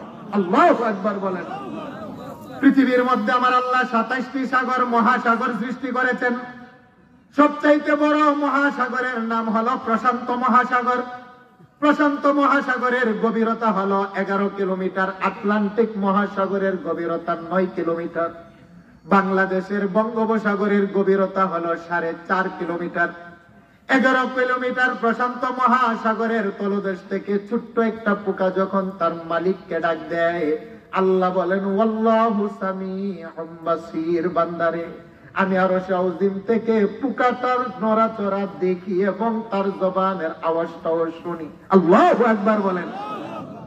আমাদের প্রত্যেকের ঘরের পাশে কাঁঠাল গাছ, আম গাছ আছে, বলেন আছে না নাই? আমাদের প্রত্যেকের ঘরের পাশে কিছু গাছ আছে, গাছের মধ্যে শুকনা পাতা আছে। রাত্রের বেলা বাতাসের ধাক্কা লাগার কারণে গাছের শুকনা পাতাটা মাটির মধ্যে পড়ে যায়। আল্লাহ বলেন গাছের মালিক, কিন্তু গাছের পাতাটা যখন মাটিতে পড়ে কেউ শুনে না। ওয়ায়ালামু মা ফিল বাররি ওয়াল বাহরি ওয়া মা তাসকুতু মিন ওয়ারাকাতিন ইল্লা ইয়ালামুহা। বান্দা তুমি কোথায় গিয়ে পাপ করবে? তুমি তো মনে করো দরজা বন্ধ করেছো, দুনিয়ার কেউ দেখে নাই। গোপনে পাপ করেছো, দুনিয়ার কোনো সাক্ষী নাই, নাই কেউ নাই, তুমি সেটা মনে করবে না। তোমার গাছের শুকনা পাতাটা যখন মাটিতে পড়ে তার একটা গতিবেগ আছে, আওয়াজ আছে। আমি এত বড় সাক্ষী দেখনেওয়ালা, তোমার শুকনা গাছের পাতার গতিবেগ দেখি, পাতাটার মাটিতে পড়ার আওয়াজটাও শুনি। আল্লাহ ওয়া হুয়া মাআকুম আইনামা কুনতুম। হে আমার বান্দা বান্দি, তুমি সাগরে গিয়ে পাপ করবে, সেখানে আমি আল্লাহ। পাহাড়ের উপরে গিয়ে পাপে লিপ্ত হবে, দুনিয়ার কেউ নাই, সেখানে আমি আল্লাহ। সাবমেরিনে চড়ে আটলান্টিক মহাসাগরের তলে দেশে যাবেন, সেখানে একজন আছে, তিনি কে? মহাকাশ শূন্যে চড়ে যদি মহাযানে চলে, মহাশূন্যে চলে যান, সেখানে একজন আছে, তিনি কে? ফাআইনামা তুওয়াল্লু ফাসাম্মা ওয়াজহুল্লাহ। বান্দা তোমার চেহারা যেদিকে, আমি আল্লাহ সেদিকে। ওয়ানাহনু আকরাবু ইলাইহি মিন হাবলিল ওয়ারিদ। আমি আল্লাহ তোমার কত নিকটে থাকি তুমি জানোনি। তোমার গাড়ের মধ্যে যে একটা মোটা রগ আছে, তোমার গাড়ের রগটা যতটা না তোমার নিকটে, আমি আল্লাহ কিন্তু তার চাইতে বেশি তোমার নিকটে আছি। সুবহানাল্লাহ বলেন। মা ইয়াকুনু মিন নাজওয়া সালাসাতিন ইল্লা হুয়া রাবিউহুম গাইবান্ধার 3 জন যুবক দরজা বন্ধ করে পাপ করে, আর যদি বলে আমরা তো 3 জন, চতুর্থ জন কেউ দেখে না, আল্লাহ জবাব দেন না রে না, তোমরা তো 3 জন, চতুর্থ জন হলাম আমি আল্লাহ। আল্লাহু আকবার বলেন। সেই জন্য গোপনে প্রকাশ্যে দুনিয়ার কেউ যদি আমার পাপ নাও দেখে, একজন দেখে, তিনি কে? আরেকটু জুড়ে বলেন, তিনি কে? আল্লাহ বলেন, বান্দা আমি একা দেখার পরও 4টা রাত সাক্ষী তোমার জন্য রাখলাম। 1 নম্বরের রাত সাক্ষীর কথা আল্লাহ বলেন, ইয়াউমা ইযিন তুহাদ্দিসু আখবারাহা। বান্দা যে মাটির উপরে দাঁড়িয়ে পাপ করে, আল্লাহ বলেন জমিনের মাটি তোমার 1 নম্বর রাত সাক্ষী। 2 নম্বর হলো কিরামান কাতিবিনা ইয়ালামুনা মা তাফআলুন। বান্দার 2 কাঁধের 2 জন ফেরেশতা হলো তার রাত সাক্ষী। 3 নম্বর হলো ওয়া ইযা সুহুফু নুশিরাত। বান্দার আমল নামা হলো বান্দার রাত সাক্ষী। 3টা সাক্ষী আনার পরে বান্দা বলবে আল্লাহ মানি না। আমার আল্লাহ এবার বান্দার জবানের মধ্যে সিল মেরে দিবেন, আল ইয়াউমা নাখতিমু আলা আফওয়াহিহিম ওয়া তুকাল্লিমুনা আইদিহিম ওয়া তাশহাদু আরজুলুহুম বিমা কানু ইয়াকসিবুন। এবার বান্দার হাত আল্লাহর সাথে তার পাপের সাক্ষ্য দিবে, বান্দার পা তার বিরুদ্ধে সাক্ষ্য দিবে, বান্দার 2টা কান তার পাপের বিরুদ্ধে সাক্ষ্য দিবে, বান্দার দেহের চামড়াটা তার পাপের বিরুদ্ধে সাক্ষী দিবে। আল্লাহ বলেন ভাইও তোমার আপন নয়, মা বাবাও তোমার আপন নয়, হাসরের ময়দানে বন্ধু তোমার আপন নয়, এমনকি তোমার দেহের অঙ্গ প্রত্যঙ্গ সেদিন তোমার বিরুদ্ধে চলে যাবে। কথাটা কার? আর একটু জুড়ে বলেন কথাটা কার? তবে হা হা হা, আমার একটা নাম হলো রহিম। কঠিন ময়দানে তোমার যখন পক্ষে কেউ দাঁড়াবে না, কেউ দাঁড়াবে না, কেউ দাঁড়াবে না, আমি আল্লাহ রহিম নামক মায়া নিয়ে বান্দা তোমার পাশে সেদিন দাঁড়িয়ে যাব। সুবহানাল্লাহ বলেন। তুমি যদি কোরআনের পক্ষে অবস্থান নাও, বুদ্ধি পরামর্শের মাধ্যমে, কোরআনের পক্ষে যারা অবস্থান নেই তার গাম জড়ানো টাকা পয়সার মাধ্যমে, কোরআনের পক্ষে যারা অবস্থান নিবে কোরআনকে ভালোবেসে ব্যক্তি জীবনে, কোরআনের পক্ষে যারা অবস্থান নিবে সামাজিক জীবনে, পারিবারিক জীবনে, রাষ্ট্রীয় জীবনে, আল্লাহ বলেন দুনিয়ার সবাই যদিও তোমাকে ছেড়ে যায়, আমার কোরআন বান্দা তোমাকে ছাড়বে না। সেদিন মুসিবতের দিন আমার কোরআন উকিল হয়ে তোমার পক্ষে কথা বলবে। সুবহানাল্লাহ বলেন। তিরমিজি শরীফের বর্ণনা, আমার নবী বলেন যারা কোরআনকে সাজায়, কোরআনকে যারা ভালোবাসে, কোরআনের প্রতিষ্ঠানকে যারা ভালোবাসে, আল্লাহর কোরআন প্রচার প্রসার করার জন্য যারা কোরআনের পক্ষে অবস্থান নেই, যেদিন আপনজন কেউ পাশে দাঁড়াবে না, আমার আল্লাহ বলেন কোরআনকে আমি আল্লাহ একটা দেহ দিব, কোরআন দেহ দিব, জবান দিব, কোরআন জবান পাওয়ার পরে কোরআন ওয়ালাদের পক্ষে কথা বলবেন। সুবহানাল্লাহ বলেন। আসিয়াম ওয়াল কুরআন ইয়াশফাআন লিল আবদি। আমার নবী বলেন রমজানের রোজা আর 30 পারা কোরআনকে আমার আল্লাহ সেদিন উকিল বানাবেন। উকিল যেদিন আমার আল্লাহ হবেন মালিক ইয়াউমিদ্দিন, বিচার দিবসের মালিক। কোরআন বলবে আল্লাহ তোমার বান্দাটা পাপী, তার আমল নামার ভিতরে গুনাহ বেশি, জাহান্নামের আসামি, কত বড় সত্য। কিন্তু তোমার একটা নাম হলো রহিম। রহমান নামক মায়া দিয়া দুনিয়াতে বেঈমান কাফের সকলকে তুমি লালন পালন করেছ। রহিম নামক মায়াটা তুমি না তোমার হাতে হাসরের ময়দানের জন্য জমা করে রেখেছ। আল্লাহ আমি কোরআন তার পক্ষে কথা বলছি, আমি সাক্ষ্য দিচ্ছি, তার গাম জড়ানো টাকা দিয়ে আমি কোরআনের মাদ্রাসা প্রতিষ্ঠা করেছে, তার রক্ত জড়ানো টাকা পয়সা দিয়ে 1 লোকমা খাবারের ব্যবস্থা করেছে আমি কোরআনকে যারা তেলাওয়াত করে, আল্লাহ তার পক্ষে সুপারিশ করছি, তুমি গ্রহণ করো। আমার নবী বলেন কোরআনের সুপারিশ আমার আল্লাহ মঞ্জুর করে, কোরআনের প্রেমিকদেরকে আমার আল্লাহ সেদিন মাফ করে দিবেন। আর তো জুড়ে বলেন আল্লাহু আকবার। সেই জন্য কোরআনুল কারীমের সুপারিশ চাই কি চাই না? কারা কারা চায় একটু হাত উঠাই, বলে নারে তাকবীর। আল কোরআনের আলো, আল হাদিসের আলো, হাদিস কোরআন যেখানে, নারে তাকবীর। হাত নামান বাবারা। এই কোরআন দেশের মধ্যে, রাষ্ট্রের মধ্যে, সমাজের ভিতরে প্রতিষ্ঠিত হবে কোরআনের মাদ্রাসার মাধ্যমে। কি বলেন ঠিক না বেটি? আল্লাহ বলছেন এই কোরআন আমি অবতীর্ণ করেছি আর কোরআনকে সংরক্ষণের দায়িত্ব আমি আল্লাহ নিয়েছি। তবে কোরআন দায়িত্ব আমার আল্লাহ মিউজিয়ামের মধ্যে রেখে দিবেন না। আল্লাহ বলেন আমার নবীর গুনাহগার উম্মতের 6 বছর 7 বছর 5 বছরের বাচ্চাদের সিনাটাকে আমি